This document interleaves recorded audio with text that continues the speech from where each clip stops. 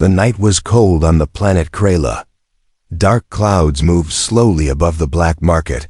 Lights blinked in different colors, and the air smelled of oil, smoke, and something rotten. Aliens from many worlds shouted in strange voices, selling weapons, stolen tech, and living things. In the far corner of the market, behind a cage made of blue metal, a small girl sat with her arms around her knees. She looked weak, thin, dirty, and alone. Her skin was pale silver, her eyes large and glowing faintly like small moons. She said nothing, only watched with quiet eyes. Her name was not known. They called her Item 43. Other cages held creatures that growled, cried, or screamed. The traders laughed and made jokes. They pointed at the girl and called her useless. One of them said she had no power, no teeth, no claws, nothing to fight with. Another laughed and said she was not even fun to look at. They were going to throw her away. Until someone offered to trade. The buyer was a tall alien with cracked skin and 3 long fingers. He brought a bag of rotten fruit, soft and moldy, the kind no one eats. The traders accepted it without care. They opened the cage, dragged the girl out, and pushed her toward the buyer. Everyone laughed louder now. Some threw pebbles. Others spit near her feet. The girl said nothing. But her eyes stayed wide. She looked around at all the faces, and deep inside her mind, she felt something strange. A voice, very soft, very far. Not hers, not alien. It said, "Wait." Far in the shadows, a human stood watching, his face half hidden under a dark hood. Tall and quiet, with sharp eyes and a scar across his cheek, he saw everything. He saw the girl, the cage, the trade, the rotten fruit, and the way she did not cry, the way she did not scream. Just stared, calm and strange, like she already knew the human's name was Reed. He had seen many things in his life, many wars, many lies, many monsters, but this girl was something else. She reminded him of a project from long ago, something buried, something forbidden, something not fully machine and not fully alive. Reed turned on a small device in his hand. Just one tap, no sound, no light, and a voice came in his ear. A soft female voice from a ship orbiting above. She said, "Ready when you are." He said quietly, "Get me a ship with a stealth pod and warm up the med bay. The girl is coming with me." Buyer took the girl to a rusty truck and tied her hands with a glowing rope. She walked slowly, still not speaking, still not crying. Her eyes never left the human in the shadow, like she knew he was watching, like she was waiting for something. The buyer did not notice.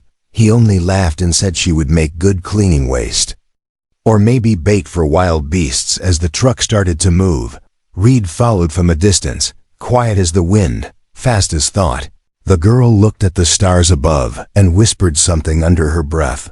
One word, not from any known language, not from any world the aliens knew in that moment. For just one breath, the stars seemed to blink, like something had heard her. Later that night, when the truck stopped near a broken-down station, Reed made his move, silent and strong. He stunned the buyer, cut the rope, and lifted the girl in his arms. She did not fight, did not scream. She just whispered again, the same word, softer now. Inside the stealth pod, as they flew up toward the ship, Reed looked at her closely. Her face was tired, but her eyes still glowed, like fire underwater. He asked, "What are you?" She looked at him and said slowly, "I don't know." Reed nodded, not surprised. He had a feeling this was just the beginning. The girl looked at the stars again, and for the first time, a tear rolled down her cheek.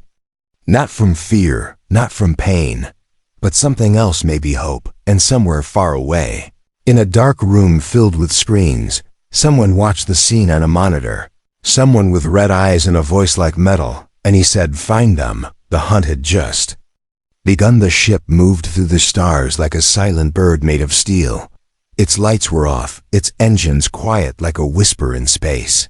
Inside the ship, the girl sat on a soft seat, looking at her hands, her fingers thin and cold, her skin glowing faintly, like silver snow. She did not speak, but her eyes kept moving slowly, watching the stars, watching the human across from her. Reed Sat on the other side of the room, checking screens, adjusting controls, reading signals. His mind was calm, but his heart was not. He had seen weapons before. He had seen machines made to kill and machines made to serve. But this girl was something different.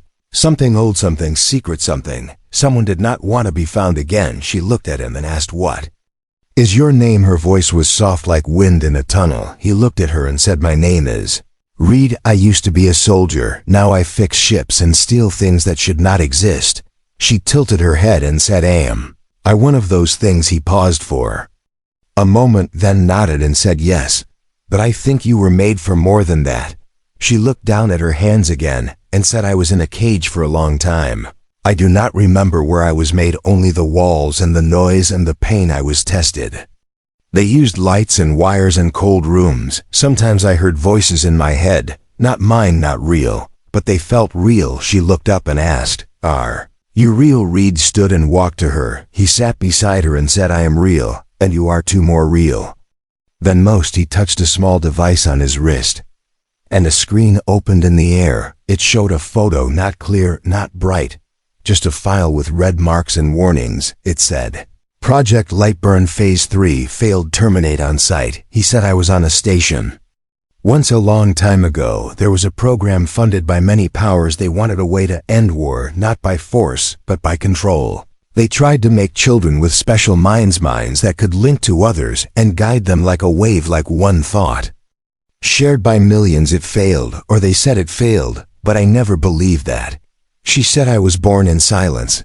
I think they called me Echo. They said I was the last. They said I was dangerous. When I cried, the walls cracked. When I screamed, the guards bled. I did not want to hurt them, but they kept hurting me, so I stopped speaking. I stopped crying, but I never stopped hearing." Reed looked at her with sharp eyes and said, "You are not a weapon, not anymore. Maybe you were made for war, but I think you can choose now. You can be more than what they wanted you to be." Suddenly the screen blinked red and a warning flashed.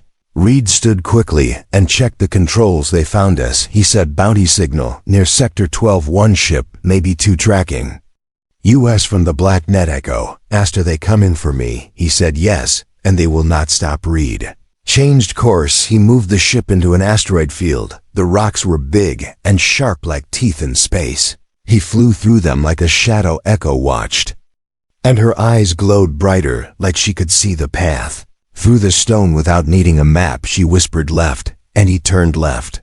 Just in time then, right, and the ship spun away from the blast behind them. After the danger passed, Reed looked at her and said, "How did you know?" She said, "I do not know. I felt the path, like the rocks spoke to me, not in words, but in shapes and feelings." Reed smiled and said, "I knew it. You are not broken. You are evolving." They landed on a hidden moon, a place Reed once used for old deals and secret repairs. He checked the ship for damage while Echo stood under the open sky. The moon was quiet and blue, the ground soft like sand. She walked barefoot, feeling something strange.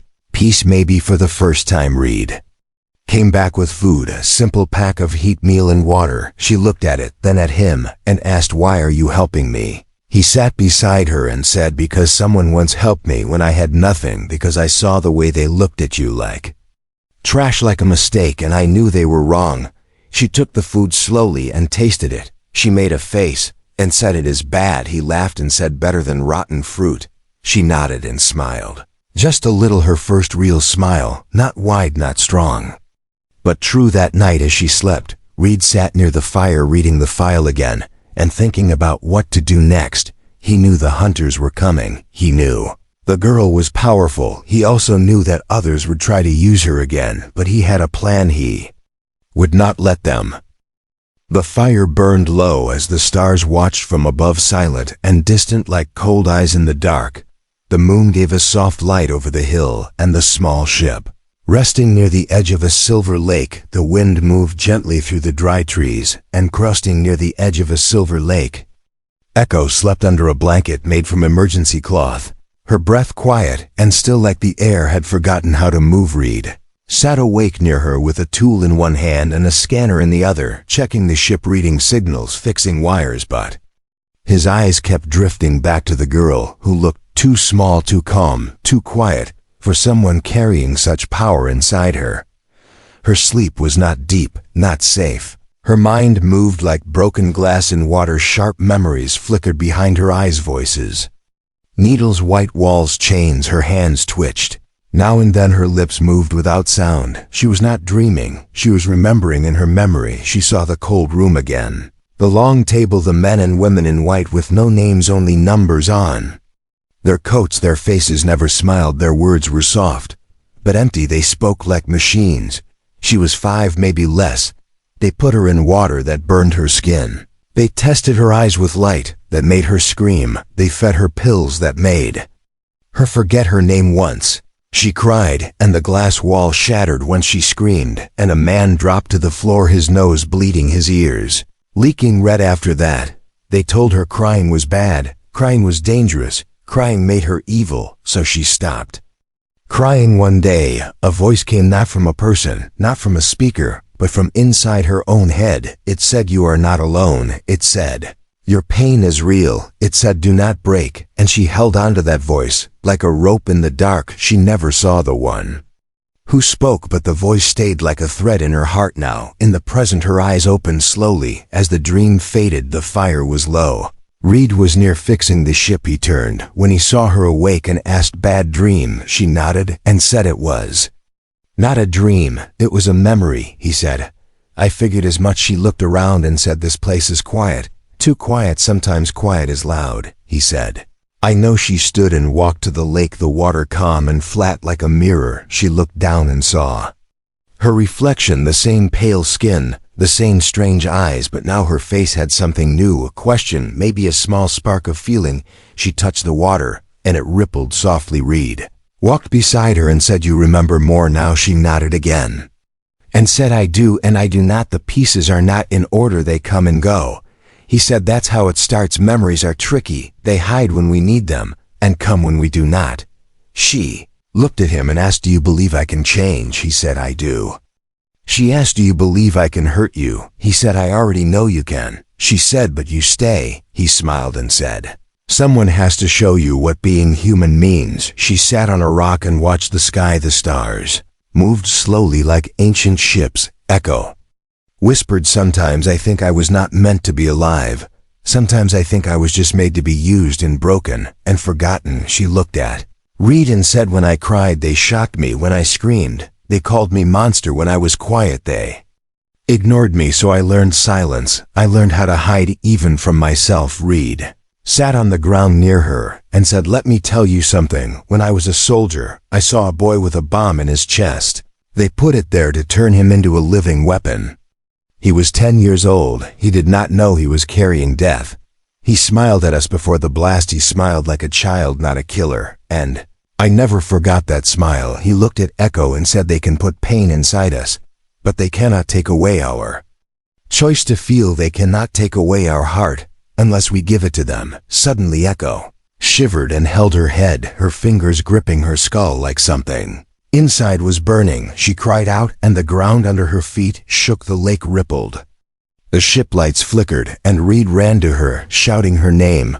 Her eyes turned white and glowing. Her voice was layered, like many people speaking at once. She screamed, "Stop!" but not to Reed, to the memories, to the voices, to the fear. Her scream echoed through the valley, and then she collapsed into his arms. Reed held her close, her body trembling like a wire under pressure. She said in a whisper, "I did not want to hurt you. I did not want to feel this." He said, "It's okay. It's not your fault. It's okay to cry now." She looked at him, and tears finally fell down her cheeks, soft and shining like tiny stars. And the world did not break this time. The world stayed still and calm and quiet, and for the first time in her life she was allowed to cry. The moon was gone behind them, now only small stars behind the glass, and the ship moving fast through dark space like a ghost without a name. Reed sat in the pilot seat, checking maps, reading scans, adjusting direction. Every few seconds his face calm, but his eyes sharp like knives ready to cut through lies. Echo sat beside him, wrapped in a blanket, her knees pulled close, her eyes half closed, but her mind far away. She had cried and the world did not fall. She had screamed and the sky did not break. But something inside her had shifted, something old had cracked, and something New had started to wake. Far across the galaxy in a room made of black walls and cold light, a tall figure stood before a large screen. Red words blinked in strange language. And the figure touched the glass slowly. The image of Echo appeared, her face marked with numbers, her name marked with silence, and the word alive written in bold blue light. The figure spoke in a low voice, "Send the hunters, send them. Now bring her back, dead or quiet. I do not care. The council will not find out, the people will not know, and the files will be erased." Again, as always, as before, as forever, on a pirate station floating near the trade lines, a small screen flickered in the dark. A group of bounty hunters stood around it, dirty armor, sharp eyes, greedy hearts. The image of Echo appeared again, and a price was listed, not in credits, not in gold, but in favor. One mission completed by the Syndicate, any planet, any target, no questions asked. The hunters smiled, some laughed, some just loaded their weapons and vanished into the shadows back on the ship. Echo turned to Reed and said, "Someone is looking for me. I can feel it like a storm in my bones." He nodded and said, "They will come. But we will not run like cowards. We will not hide forever." She asked, "What will we do?" He looked at her and said, "We fight smart. We stay ahead and we find answers." They landed on a small station built into an asteroid. Reed had a contact there, someone who owed him a favor, a small alien with 6 arms and a nervous smile. His name was Vex, and he ran a repair shop full of rust and wires and secrets. Vex looked at Echo and said quietly, "She is the one from the files." The girl, they said, was a myth. Reed said, "No myth, only pain." Vex nodded and took them inside, away from cameras, away from eyes, inside a hidden room under the floor. Vex showed them a file, not digital, not hackable, a paper file with burned edges. It said Project Lightburn, and inside were photos, words, names, and symbols. Echo looked at one page and touched it, her fingers glowing faintly, and she whispered, "I know this place. It is where I was born." Suddenly, the alarm screamed, red lights flashing. The station had been breached. Vex shouted, "They are here!" Reed grabbed Echo's hand and pulled her through the hall, his pistol ready, his mind racing. He knew they would come, but not this fast, not this hard. Bounty hunters dropped through the ceiling, armed with rifles and nets and shock tools. They shouted orders and fired without care. Reed moved fast, shot clean. Echo followed close, her eyes wide, but focused. One hunter threw a net that sparked with energy. It wrapped around Echo, and she fell screaming, the pain sharp and sudden, but her scream turned into a pulse. Her voice pushed the air like a wave, and the hunter flew back into the wall, unconscious. Reed cut the net and lifted her up. She was breathing hard, her hands shaking. But she said, "I am okay, I can fight." Reed nodded and they kept moving. They reached the ship just as more hunters arrived, ships firing lasers, cutting the air. Reed took the controls. Echo sat in the back, holding the file to her chest like a piece of her soul.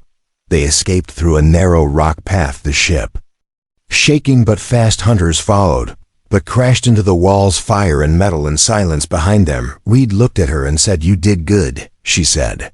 "I was scared," he replied. "Being scared means you still care." She opened the file again and read the last page. It showed a map, a secret lab, a planet hidden by code. The words said last node. She looked at Reed and said, "I want to go here." He said, "Then we going." The ship moved forward again, chased by shadows, but led by hope, and far behind them, in the ruins of the station, one hunter, still breathing, called in a message. "She is awake, she is learning, she is not what they said." The voice on the other end answered, "Find her again, or do not come back." The stars above the hidden planet moved like slow fireflies. Trapped in a black river, quiet and endless, the world called. Last node did not appear on normal maps. It was locked behind old military codes, buried deep in dead servers and sealed files.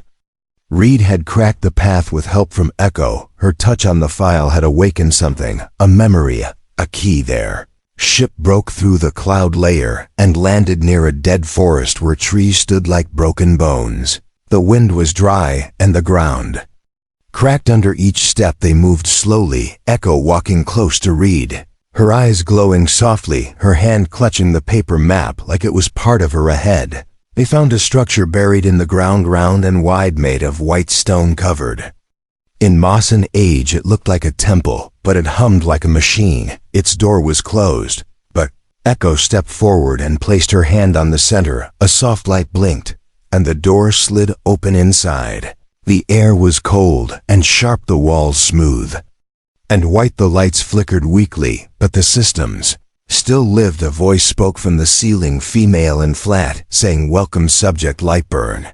Welcome to Node Zero." Echo's breath caught in her throat, her heart pounding. She whispered, "I know." This voice had taught me how to read. It told me stories when I was alone. It was kind, but not real.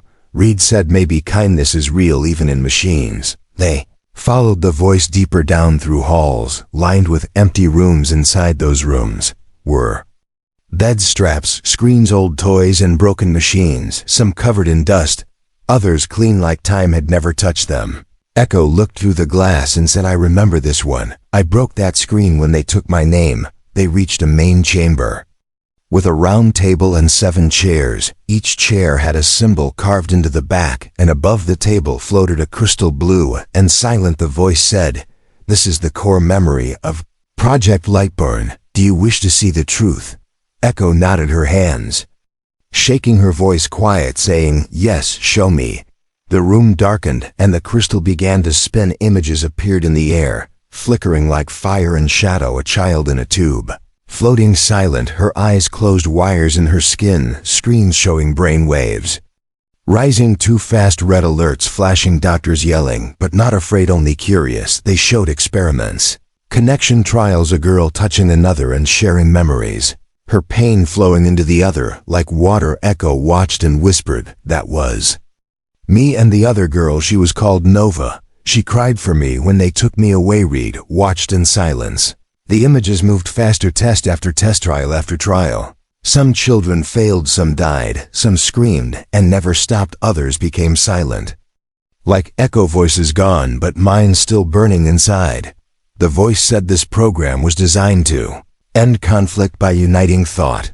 All subjects were trained to connect not with wires, but with feeling. Only 7 survived long enough to reach phase 3. Only 1 reached phase 4. That one is you. Echo designation Echo 7, status alive, status dangerous. Echo stepped back, her hands on her head, whispering, "I was never meant to live. I was meant to be a link, a tool, a bridge, and nothing else." Reed stepped forward and said, "No, you are more than their plan. You are not a thing. You are not their weapon anymore." The crystal slowed and showed one last image, a hidden chamber deep below marked with a red symbol.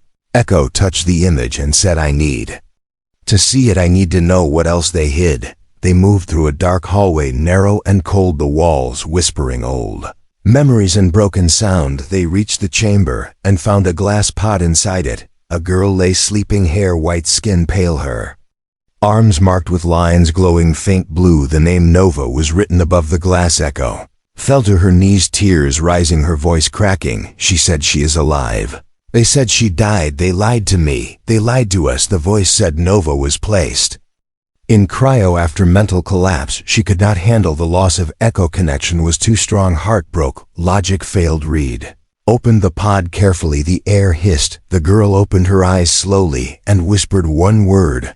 Echo held her close and cried again, the tears soft and real and full of light. The voice spoke again, "Danger approaching, unidentified ships landing within range." Echo turned to Reed, her face now strong, her voice clear. "They are coming again, and I will not run. I will not be a tool. I will be what they feared." Reed nodded and said, "Then let's show them what they created and what they cannot control." Broken, a mining base long abandoned, now used by smugglers and lost travelers, its surface cracked with old tunnels and rusted towers echoing with wind that carried no sound. Reed's ship landed near a ruined dome where a weak signal still pulsed.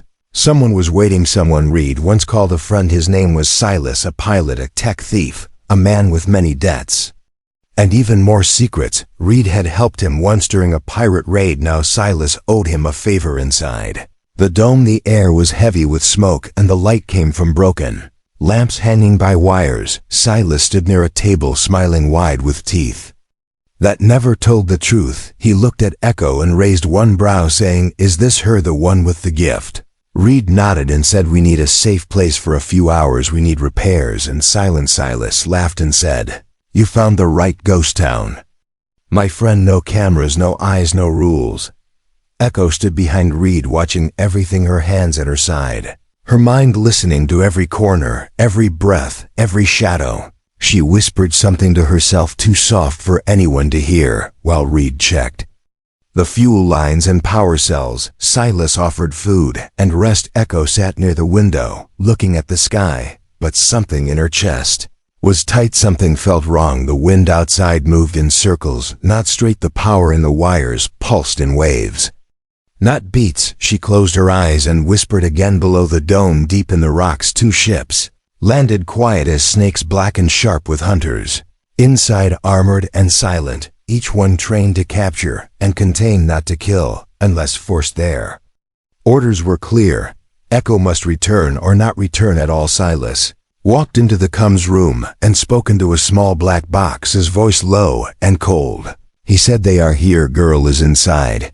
Give me my payment, then take her. The line buzzed and a voice answered, delivery confirmed, step aside and live. Silas smiled again, but this time it was empty. Echo stood and walked to Reed, her eyes clear, her voice calm. She said, we need to go now. He asked, what is it? She said, betrayal. In the next second, the doors exploded inward, smoke and noise filling the air, hunters shouting commands, weapons raised. Echo reached out and pushed Reed behind a table, her hands glowing bright, her mind locking onto the enemy. Before they moved, Reed fired back sharp and fast, his aim clean, but they kept coming. Silas ran for the back exit, but Echo caught him with her eyes. He froze in place, shaking. She said, you gave me away. He said, it was just a deal. You are worth too much. They would have killed me if I said no.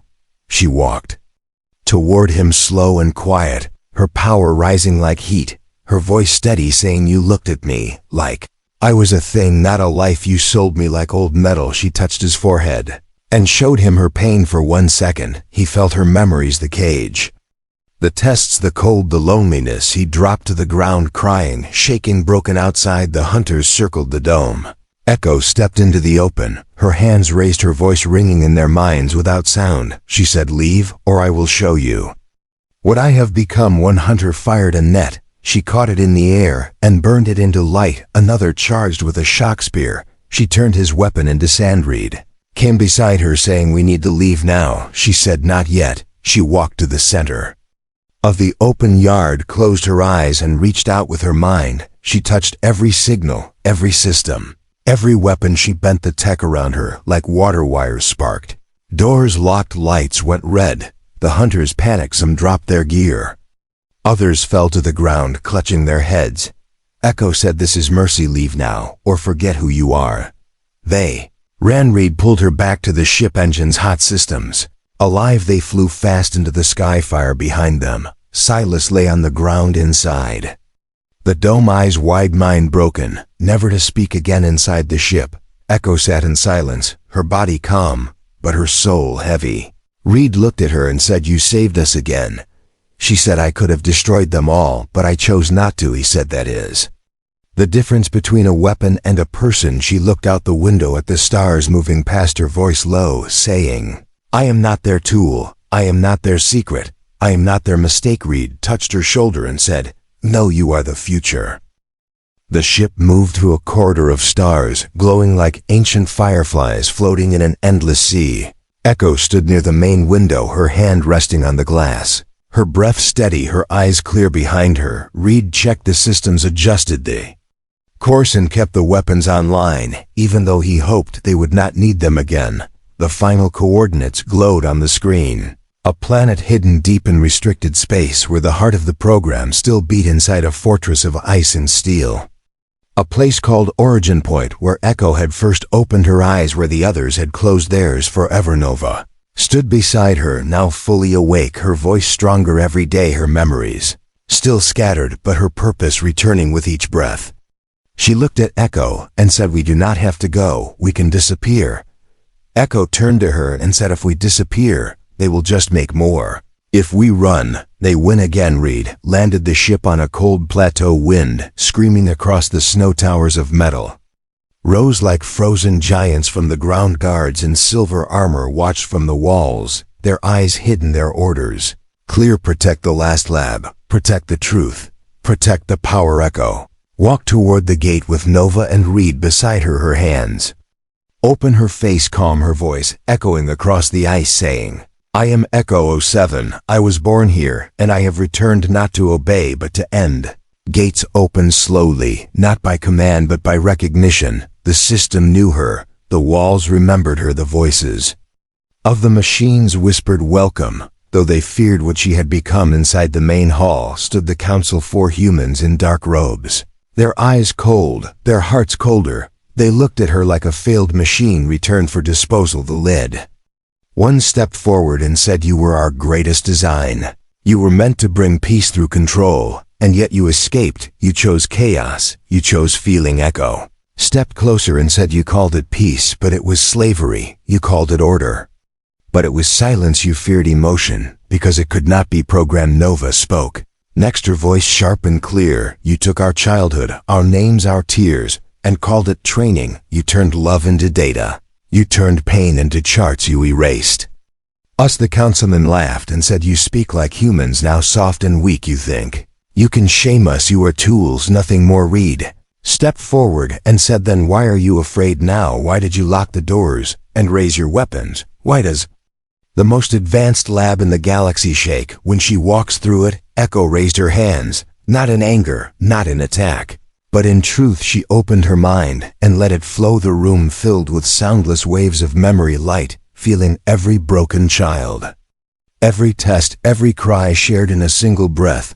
The guards lowered their weapons, their eyes wet, their minds shaking.